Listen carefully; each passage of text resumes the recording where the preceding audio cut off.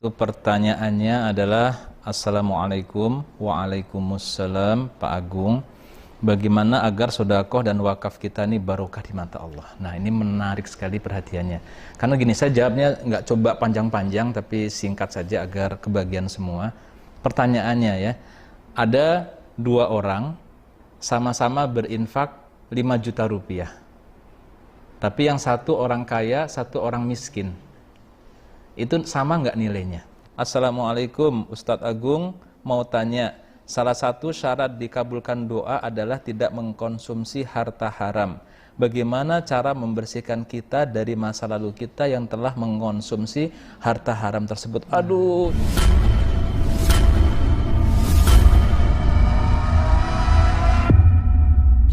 Ya. Ini yang kanker. Tahu gimana rasanya? Bekasi. Kak Abi di Luar biasa. Jadi Promil program samping.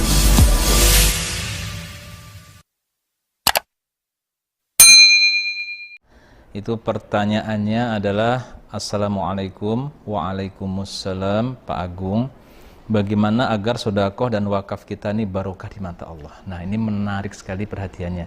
Karena gini, saya jawabnya nggak coba panjang-panjang tapi singkat saja agar kebagian semua. Pertanyaannya ya, ada dua orang sama-sama berinfak 5 juta rupiah. Tapi yang satu orang kaya, satu orang miskin. Itu sama nggak nilainya? Sama nggak Mas Indra? sama Pak. 5 jutanya sama. Oh, 5 juta sama. Ya, tapi nilai di mata Allah sama nggak? Beda. Bisa berbeda.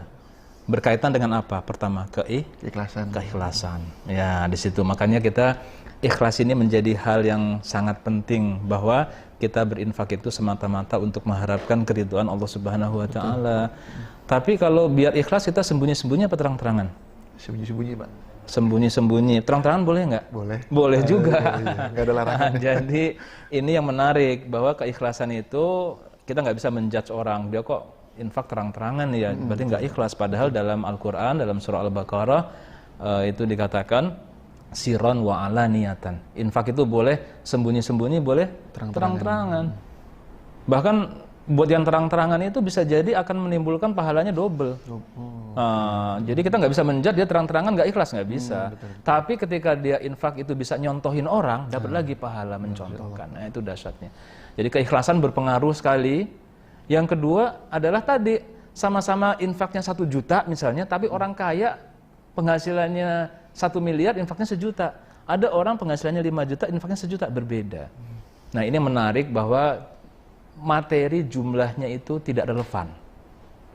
Maka saya sangat tertarik itu dulu pernah baca di Facebook ya. Itu ada seorang yang di masa Covid ini pengen infak dan sedekah, pengen banget dia. Sampai-sampai apa? Tapi dia nggak punya uang banyak.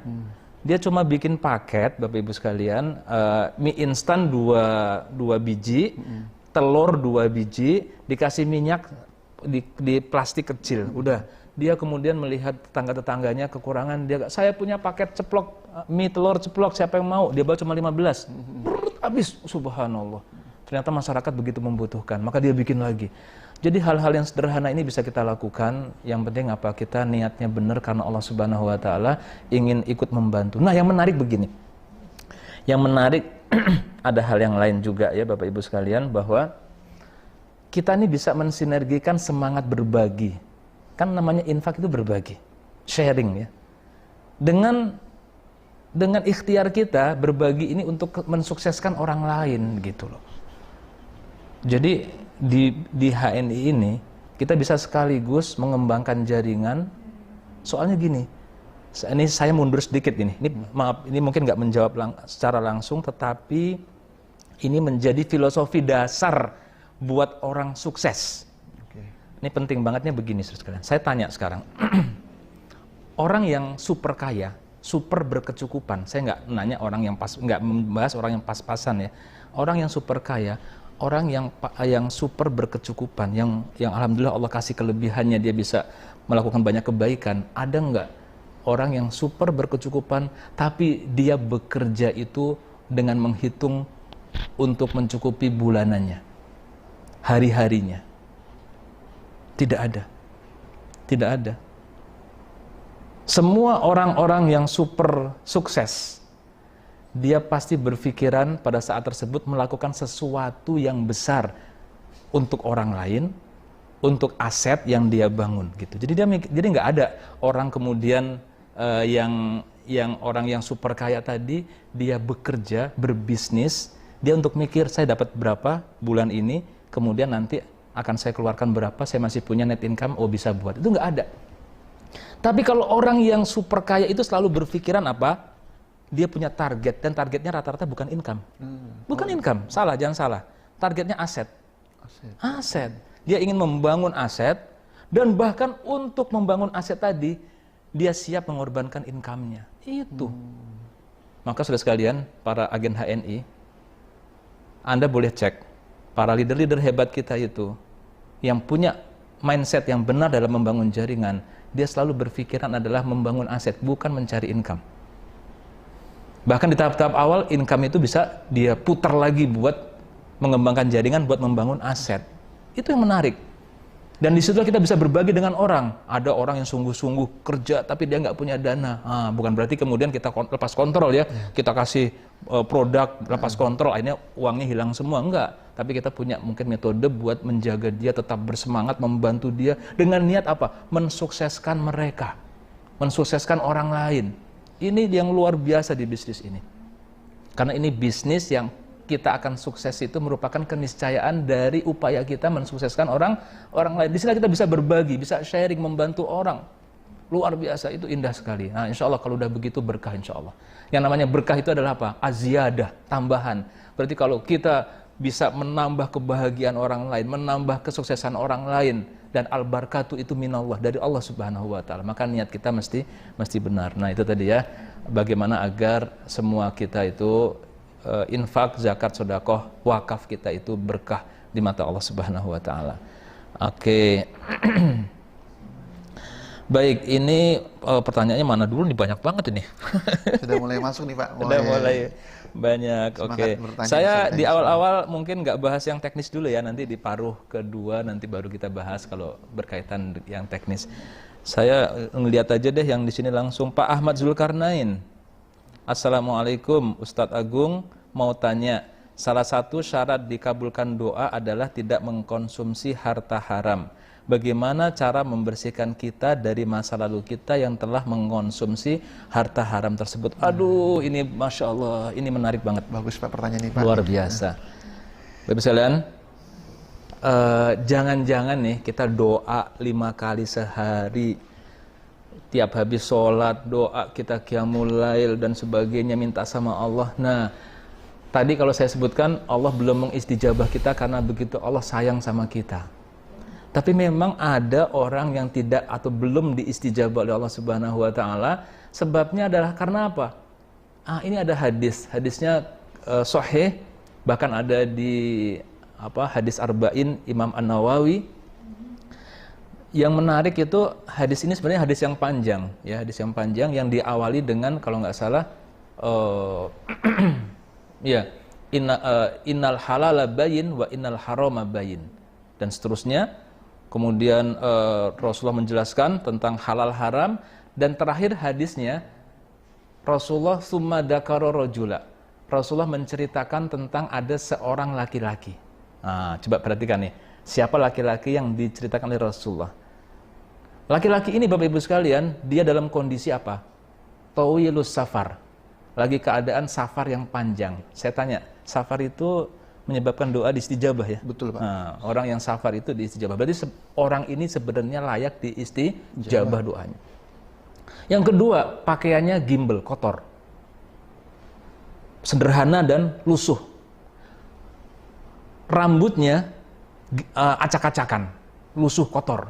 Pertanyaan saya, baju yang lusuh, rambut yang gimbal itu merupakan juga pendorong doa dikabulkan, bukan? Karena kita ingat, kalau kita sholat istisqa, kita disarankan pakai baju yang lusuh, merendahkan diri kita kepada Allah Subhanahu wa taala, sehingga doa kita diistijabah. Berarti 3 syarat itu sudah harus diperkenankan nih.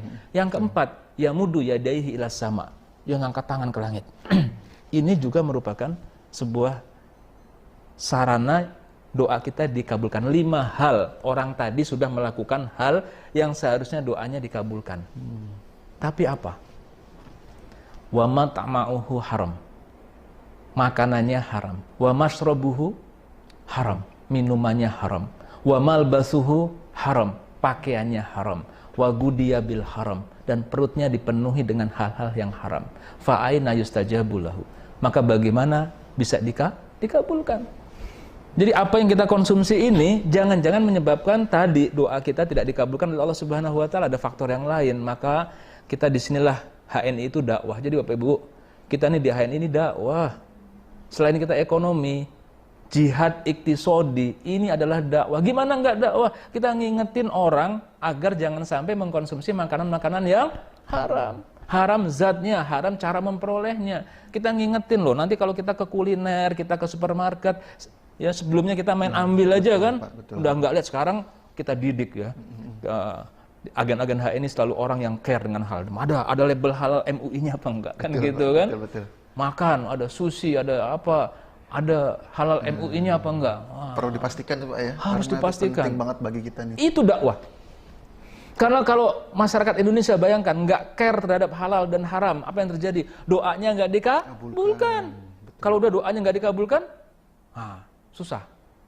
Maka kita ngingetin. Negeri ini juga nggak diberkahi Pak. Negeri ini jadi tidak diberkahi, nggak baldatun thayyibatun wa rabbun ghafur, nggak ada ghafur dari Allah Subhanahu wa taala. Terus gimana kalau udah terlanjur? Saya juga sama Bapak Ibu.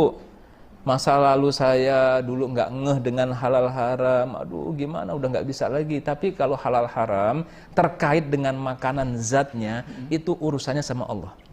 Maka rumusnya cuma satu saja, minta ampun kepada Allah Subhanahu wa taala. Udah itu aja. Banyak-banyakin istighfar. Sama langkah yang kedua adalah kita perbanyak amal soleh. Karena innal hasanat yudhibnas sayyiat. Sesungguhnya kebaikan-kebaikan kita ini akan menutup keburukan-keburukan kita, dosa-dosa kita masa lalu. Tapi kalau ini babnya halalnya adalah cara memperolehnya, karena kita menzolimi orang, nipu orang, curang sama orang, korupsi, ini hukum fikihnya harus dibalikin.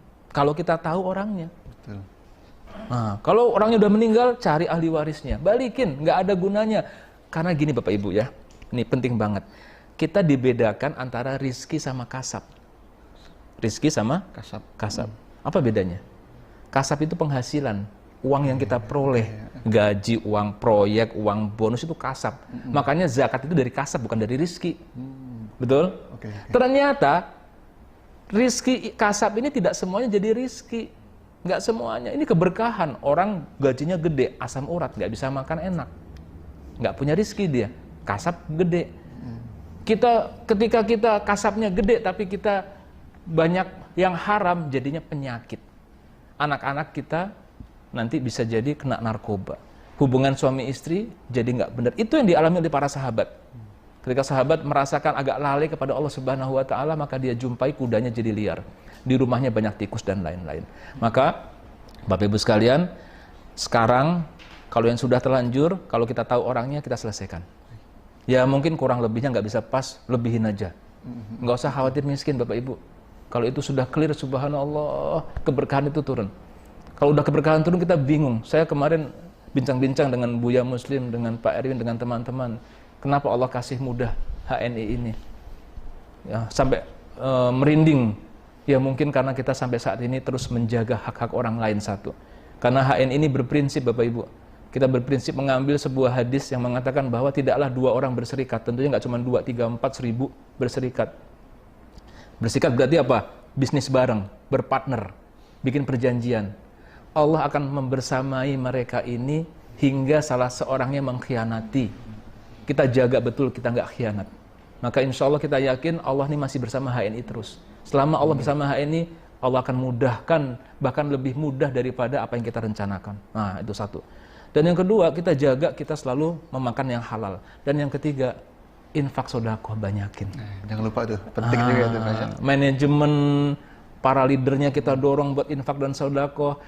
Para leader-leader suksesnya punya CSR, punya pesantren, punya lembaga tahfiz, punya perkebunan rakyat yang membantu orang lain. Udah selama harta yang kita peroleh dari Allah itu dimudahkan buat kita melakukan kebaikan dan amal soleh, saya yakin ibarat sumur nih, digali airnya semakin banyak, akan terus semakin bersih, semakin berkah. Nah, itu konsepnya.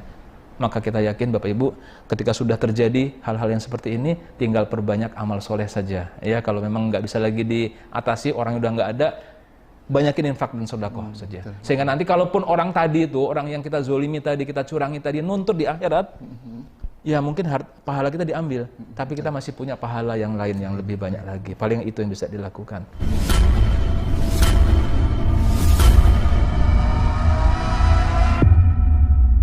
Ya. Ini yang kanker. Itu gimana rasanya? Bekasi.